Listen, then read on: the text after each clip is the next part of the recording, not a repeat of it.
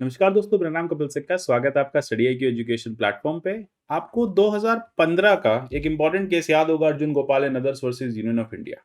Supreme court ने उस समय फायर क्रैकर के बैन को लेकर बात की थी और कहा था कि एनसीआर में जो फायर क्रैकर का यूज है उसको लिमिट करो और ग्रीन क्रैकर्स को इंट्रोड्यूस करो।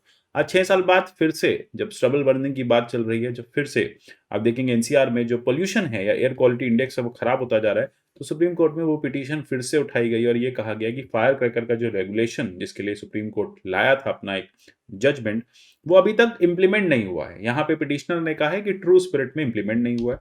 ऑपोजिट साइड की अगर हम बात करें, हम यहाँ पे अगर बात करें जो मैन्युफैक्चरिंग एजेंसीज हैं या फिर जो भी सेलर्स हैं, वो कहते हैं कि भाई हमारा राइट टू लाइवलीहुड भी है। अगर आप एनसीआर में फायर क्रैकर बैन रखेंगे तो हमारा जो राइट टू लाइवलीहुड है वो खत्म हो जाएगा। आर्टिकल 21 में हमारे काफी इंपॉर्टेंट जो राइट है वो चला जाएगा, वो है राइट टू लाइवलीहुड का, राइट टू लाइफ का पार्ट।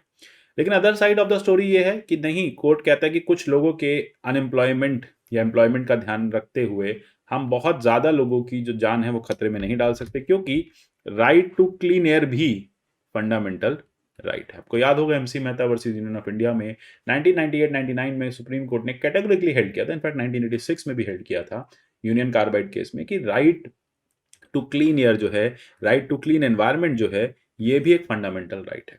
तो यहाँ पे देखो बात ये आ रही है कि दो क्लास ऑफ सिटीजन्स का राइट क्लैश हो रहा है। दोनों बात कर रहे हैं आर्टिकल 21 की। एक कह रहे हैं कि लाइवलीहुड चला जाएगा अगर फायर क्रैकर इंडस्ट्री खत्म हो जाएगी। दूसरे कहते हैं कि अगर फायर क्रैकर्स चलते रहेंगे, क्योंकि इसमें बेरियम होता है और वो काफी ज्यादा पोल्यूशन करता है, ठीक है, एक बर्निंग एजेंट होता है, तो उससे पोल्यूशन काफी ज्यादा हाई होता है। उससे आप देखेंगे ब्रेथलेसनेस होती है, आईज में इरिटेशन होती है जब बेरियम जो है वो एनवायरनमेंट में छोड़ दिया जाता है या फिर फायर क्रैकर से पहुंच जाता है।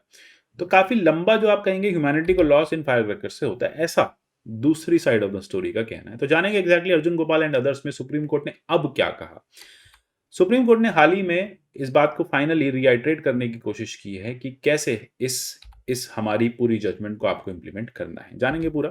स्टडी IQ पर विभिन्न माध्यमों से हमसे जुड़ सकते हैं। मुझे आप फॉलो कर सकते हैं कपिल लाइव पे, यहाँ से आपको पीडीएफ मिल जाएंगे। @कपिल सिक्का पे भी आप मुझे ट्विटर हैंडल पे फॉलो कर सकते हैं।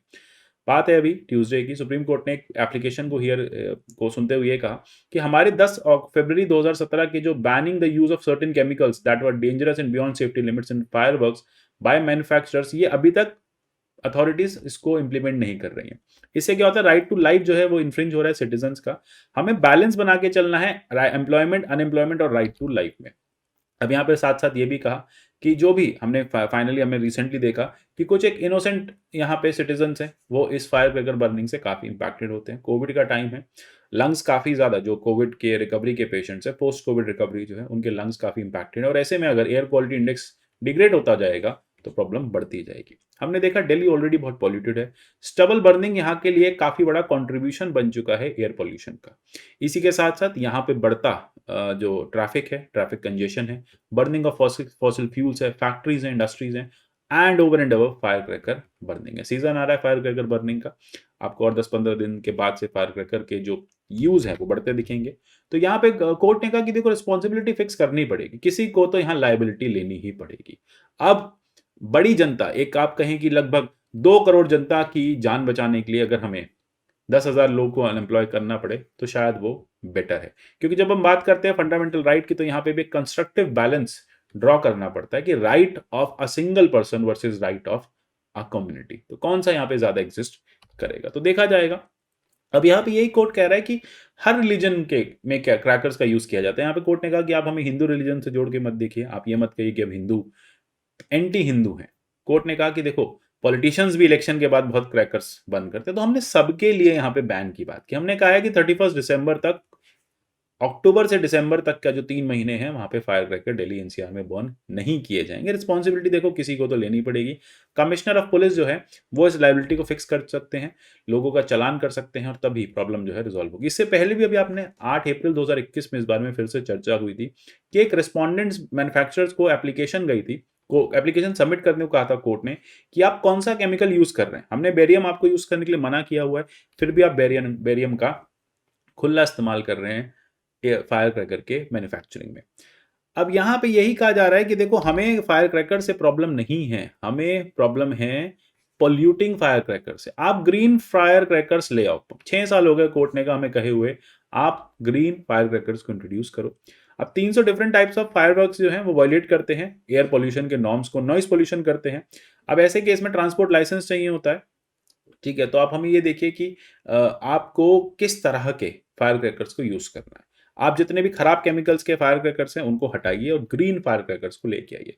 अब बॉम्बे में भी आपने कहा, दावर्स फाउंडेशन ने एक रिसर्च करी, उसमें ये कहा कि महाराष्ट्र पॉल्यूशन कंट्रोल बोर्ड और महाराष्ट्र में इसकी सेल से काफी ज्यादा जो है एनवायरमेंटल डैमेजेस हुए हैं। इनफैक्ट यहाँ पे ये कहा, कोर्ट ने ये भी देखा इस रिपोर्ट के थ्रू कि मैन्युफैक्चरर्स ने कोर्ट के ऑर्डर्स को वायलेट किया हुआ है।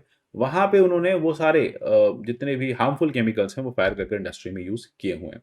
अब फायर क्रैकर्स देखिए, कोर्ट ने यही कहा कि देखो नारकोटिक्स नहीं है, ठीक है। अगर आपको लगता है नारकोटिक्स खराब है तो आप इंडिविजुअली उसको अपने बाथरूम में ही यूज करते हैं, स्मोक करते हैं, ठीक है, आप 2-4 लोगों के बीच में करते हैं, उससे उतना हार्म नहीं होता। लेकिन जब आप फायर क्रैकर बर्न करते हैं तो फिर वो एक वास्ट ग्रुप ऑफ पब्लिक को, पॉपुलेशन को इम्पैक्ट करता है। तो इसको आप नारकोटिक से कंपेयर ना कीजिए, ठीक है। अब आपको नशा करना है आप करिए, आपको चरस फूकनी है आप फूकिए, अपने बाथरूम में फूकिए, लेकिन आप पब्लिकली ना करें, ठीक है। तो ठीक है, हमारे एनडीपीएस के कुछ ऐसे लॉज हैं जो इस तरह के यूसेज को भी बैन करते हैं, कोर्ट ने बिल्कुल कहा। लेकिन कोर्ट ने यहाँ पे एक बैलेंस ड्रॉ करते हुए कहा कि देखो, जब हम फायर क्रैकर बर्न करते हैं तो डैमेज काफी वाइड होता है, बहुत बड़ा डैमेज होता है।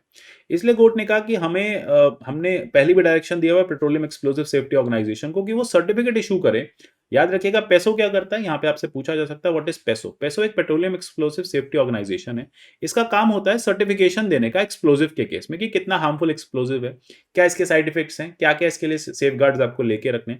तो यही कहा कि आप इन फायर मैन्युफैक्चरर्स को एक सर्टिफिकेट दीजिए जिसमें वो बैंड केमिकल्स यूज ना करें, यानी इनके जो ग्रीन फायर क्रैकर्स हैं इसका सर्टिफिकेशन हो जाए। हो सकता है आने वाले समय में आपको पेसो मार्का के जो फायर क्रैकर्स है वो सोसाइटी में या मार्केट में बिकते हुए दिखें। इसके अलावा आप देखेंगे कि नेशनल एनवायरमेंट रिसर्च इंस्टीट्यूट है, उसने भी यही कहा है कि हम एमओयू साइन कर रहे हैं मैन्युफैक्चरर्स के साथ, जिससे कि वो बेरियम की प्रेजेंस को खत्म कर सके, ठीक है, मिनिमाइज कर सके और उसको खत्म एकदम कंप्लीटली कर सके।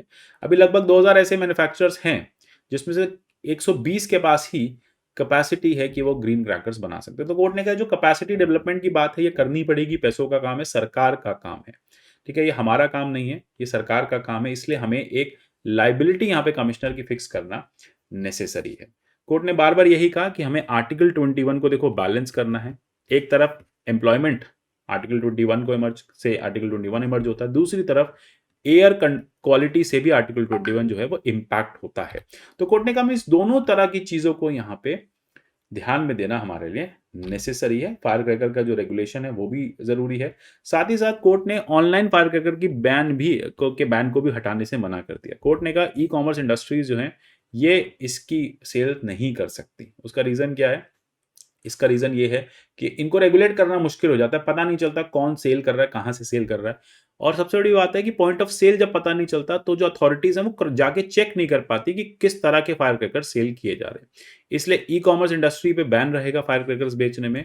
डेजिग्नेटेड एरियाज कोर्ट ने कहा बना सकते हैं, ठीक है। आप एक काम करिए, सोसाइटी के बाहर ओपन एरियाज बना दीजिए, डिमार्केट कर दीजिए, वहीं पे ग्रीन फायर क्रैकर्स को जलाना अलाउ कीजिए। अब गली कूचों में जगह जगह इसको अलाउ मत कीजिए।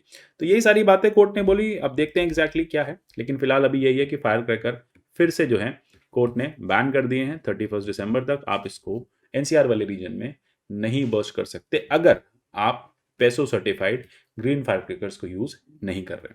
तो आशा करता हूँ टॉपिक आपको क्लियर हो गया होगा। इसमें कोई भी अपडेट आएगा तो जरूर आपको देंगे। मिलते हैं अगले सेशन में, तब तक के लिए goodbye, take care and God bless you all.